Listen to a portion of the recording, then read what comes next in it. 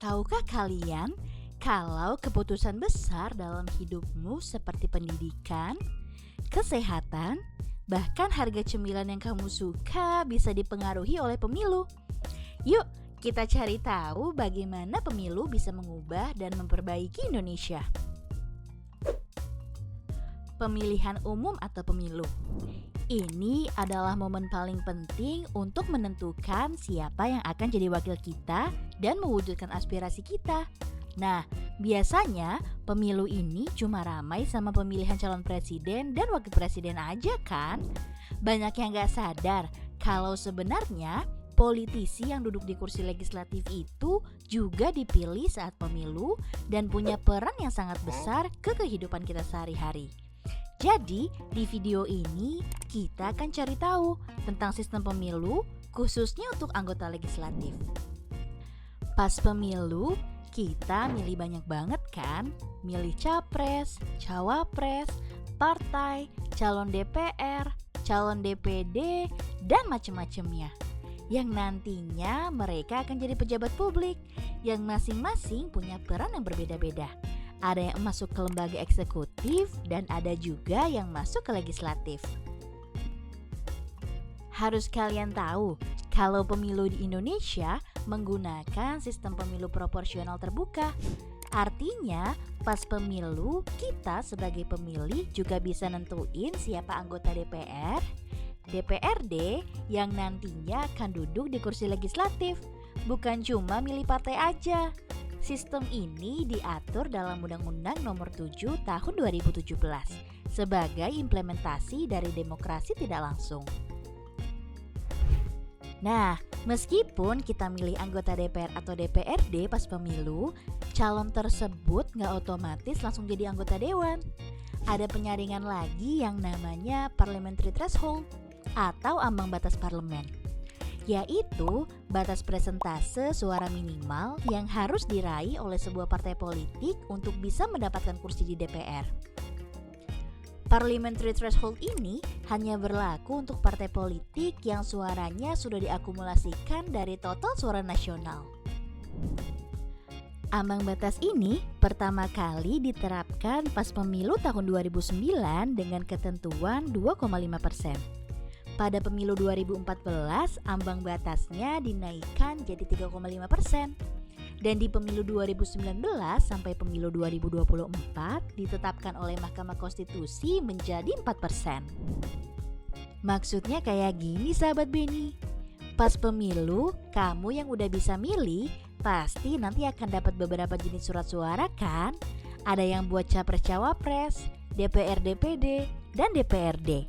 Nah, di surat suara itu isinya kan daftar-daftar kandidat dan juga partai politik yang mengusung.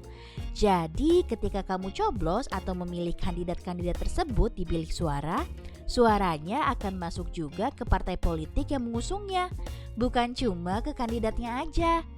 Nanti suara yang diperoleh dikumpulkan dari seluruh daerah, terus dihitung deh.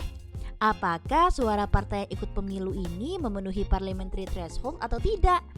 Kalau memenuhi ambang batas, partai tersebut akan punya wakil di DPR RI.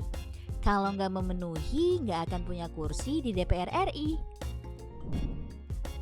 Misalnya, pas pemilu tahun 2024, dari 18 partai politik yang jadi peserta, hanya 8 partai yang lolos ke DPR RI. 10 partai lainnya nggak memenuhi parliamentary threshold. Gak cukup berhenti di sana aja sahabat Beni. Untuk partai-partai yang memenuhi parliamentary threshold, mereka akan membagikan kursi anggota dewan dengan metode Samtelage, yaitu sebuah cara yang digunakan untuk membagikan kursi di DPR dan DPRD berdasarkan jumlah suara yang didapat masing-masing partai. Nah, jadi anggota dewan yang duduk di lembaga legislatif itu gak cuma melewati tahap dipilih aja pas pemilu.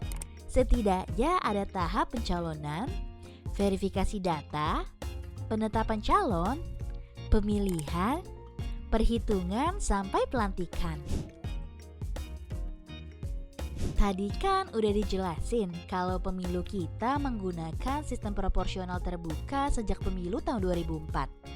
Ternyata sistem ini masih banyak celah yang harus diperbaiki sahabat Beni, terutama tingginya biaya politik dan politik uang. Setidaknya ada 4 faktor kenapa sistem proporsional terbuka ini menyebabkan tingginya biaya politik dan politik uang.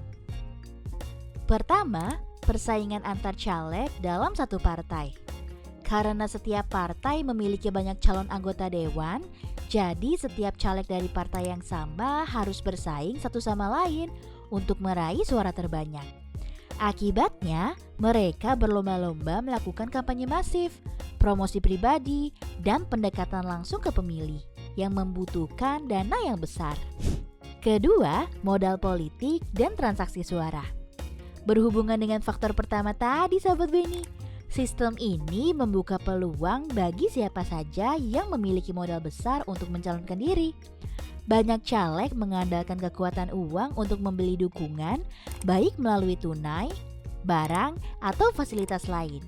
Inilah yang dinamakan politik uang. Ketiga, motif pengembalian modal. Karena caleg ketika kampanye mengeluarkan banyak modal, mereka yang terpilih seringkali merasa perlu mengembalikan biaya besar yang telah dikeluarkan selama kampanye. Hal ini mendorong praktik korupsi dan penyalahgunaan jabatan setelah mereka menjabat. Keempat, lemahnya kontrol partai. Partai politik yang seharusnya jadi tempat edukasi dan kontrol caleg yang mereka usung hanya berperan sebagai kendaraan politik saja, sehingga kontrol terhadap caleg melemah. Akibatnya, caleg lebih fokus pada popularitas dan kekuatan uang daripada visi misi dan gagasan partai. Sebenarnya, ada berbagai alternatif sistem pemilu yang bisa diterapkan supaya pemilu kita bisa terus diperbaiki. Salah satunya adalah sistem proporsional tertutup, di mana pemilih hanya memilih partai saja dan urutan calon legislatif sudah ditentukan oleh partai sebelum pemilu.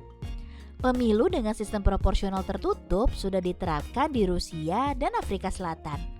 Ada juga pemilu dengan sistem campuran paralel, di mana pemilih memberikan 2 suara yang berbeda dan tidak saling terkait. Negara yang menerapkan sistem ini contohnya Jepang dan Korea Selatan. Sebenarnya ya sahabat Beni, ada solusi yang lebih efektif dibandingkan dengan memperbaiki sistem pemilu, yaitu dengan pendidikan politik dan transparansi dana politik. Karena jika fokus utamanya hanya pada perubahan sistem pemilu, tapi hal dasarnya seperti pemilih dan dana politik tidak diperbaiki, itu seperti membeli baju bekas tapi bungkus bajunya baju baru. Min Beni coba jelaskan ya kenapa 2 hal ini menjadi solusi yang lebih baik. Pertama, edukasi politik. Min Beni mau tanya deh, kalian inget gak siapa anggota DPRD yang kalian pilih pas pemilu tahun 2024? Namanya siapa, latar belakang pendidikannya apa, dan visi misinya apa?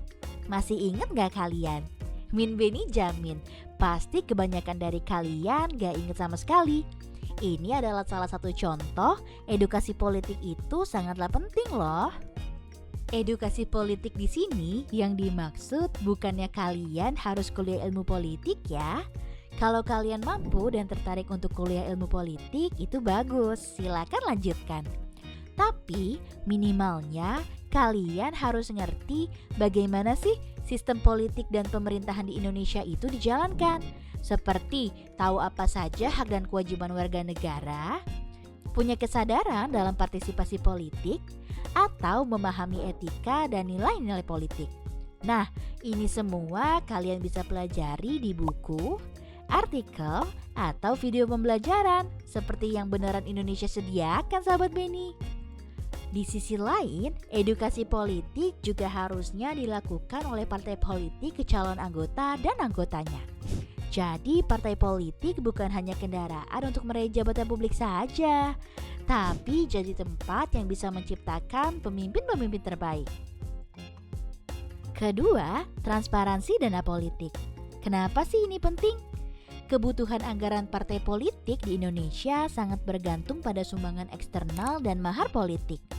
Karena dianggap bantuan dari APBN atau APBD tidak dapat mencukupi. Hal ini yang menyebabkan susahnya transparansi sumber dana partai politik. Menurut para ahli, permasalahan transparansi dana politik dapat menyebabkan munculnya praktik korupsi. Min Beni ambil contoh pendanaan partai politik di Amerika. Amerika Serikat, pendanaan partai politiknya lebih mengandalkan donasi individu dan organisasi pengumpul donor dengan regulasi yang ketat. Jika kalian merasa ada yang perlu diperbaiki di negara kita, entah itu soal pendidikan, kesehatan ekonomi, atau makan bergizi gratis, gerbang utamanya adalah saat pemilu, sahabat Beni. Karena di pemilulah kalian bisa menentukan siapa yang akan membuat undang-undang, pengawasan anggaran, hingga pembangunan daerah. Di pemilu kita juga gak cuma bisa fokus sama calon presiden dan wakil presiden aja, tapi perhatiin juga siapa calon DPR, DPD, DPRD, dan partai yang mengusungnya. Meskipun mereka nggak selalu muncul di berita seperti presiden, mereka memiliki peran yang sangat besar dalam menentukan arah kebijakan negara dan daerah. Tapi kan pemilu masih lama, 2029 nggak sih? Justru karena masih lama, jadi kita bisa mempersiapkan diri dan mendorong pemerintah untuk memperbaiki sistemnya, supaya di pemilu tahun 2029 nanti kita punya wakil rakyat dan pejabat yang lebih baik. Jadi kalian lebih milih yang mana, sahabat Beni? Lebih suka memilih partai atau langsung memilih calon yang akan duduk di kursi legislatif? Tulis di kolom komentar ya. Kalian juga bisa baca sumber materi video ini di deskripsi. Sampai jumpa, sampai ketemu di video pembelajaran berikutnya. Jangan lupa cintai hidupmu dengan belajar setiap hari.